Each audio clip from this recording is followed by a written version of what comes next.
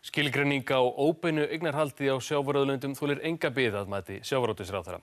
Krefst þess að fá svör frá efnahagsráðuneyti og Arion banka hið snarasta varðandi hlut Arion banka í HB Granda. Sjávarútvegsráðherra gagnrýnir ummæli formanns nefndar erlenda fjárfestingu. Þess efnis að það gæti tekið 12 mánuði að komast til botns í því hvort eignarhald Arion banka á þriðjungshlut í Granda standist skoðun. Erlendir kröfuhafar og vogunarsjóðir eiga Arion banka og hafa nú með óbeinum hætti eignast rúmlega 10% af hlut í íslenskum fiskveiðiheimildum. Mér finnst þetta svar alveg fáránlegt og efnahags- og viðskiptaráðherra verður þá bara að fara ofan í málið og kanna hvers vegna þetta tekur 12 mánuði eins og þú segir að formaður nefndarinnar hafi sagt.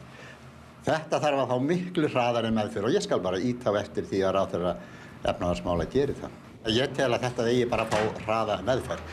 Reyndar á ekki að mínum að þetta þurfa að vera að ganga eftir þessu hjá fyrirtækjum eins og Arion banka, hann á að skila þessum upplýsingum strax og óumbeðin. Ég hygg að lögkveðinu á svo.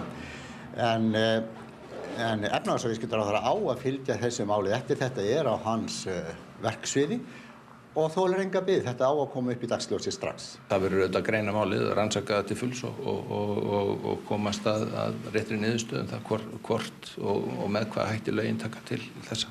Hvað áætlið ykkur langan tími það? Ég vonast bara til að það gerist frekar fljótlega.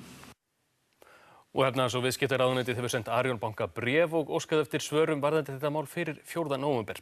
Þá fyrst tekur ráðuneytið afstöðu til þess hvort bankinn sé tilkynningaskyldur með kaup sín á hlut í Granda.